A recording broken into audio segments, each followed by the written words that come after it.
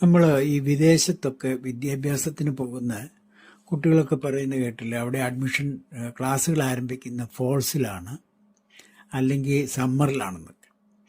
അപ്പോൾ ഈ ഫോൾസ് എന്ന് പറയുന്ന സീസൺ ഏതാണെന്നാണ് ഈ വീഡിയോയിൽ പറയുന്നത്. സെപ്റ്റംബർ ഒക്ടോബർ മാസങ്ങളാകുമ്പോൾ പല മരങ്ങളും അവരുടെ നിറം പച്ചയിൽ നിന്ന് മാറി നല്ല ചുവപ്പ്, മഞ്ഞ, കടും ചുവപ്പ് ഇങ്ങനെയുള്ള കളറിലോട്ടൊക്കെ മാറും. മാറിക്കഴിഞ്ഞ് ഒക്ടോബർ എൻഡ് നവംബറിലായിരുന്നു കൂടുതലും. നവംബറിൽ ഇലകളെല്ലാം പൊഴിയാൻ തുടങ്ങും.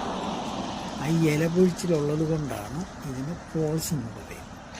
ഇപ്പോൾ നിങ്ങൾ ഈ വീഡിയോ കാണുന്ന കാലിഫോർണിയയിലുള്ള ചില മരങ്ങളാണ്. അത് അതിൻ്റെ നിറം മാറിയിട്ട് അതിൻ്റെ ചുവട്ടിലൊക്കെ ഇലകൾ ഇങ്ങനെ വീണ് കിടക്കുന്നത് കാണാം.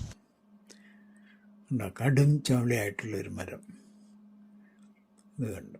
ഇനി ഇത് ഇലയെല്ലാം പൊഴിഞ്ഞു കഴിഞ്ഞത് ജനുവരി മാസം കഴിയുന്നതോടുകൂടി ഇത് തളുക്കാൻ തുടങ്ങും. നന്ദി, നമസ്കാരം. ഞാൻ മലയാളി വാർത്ത ഹിഡൻ എന്ന ചാനലിൽ നിന്ന്. Thank you.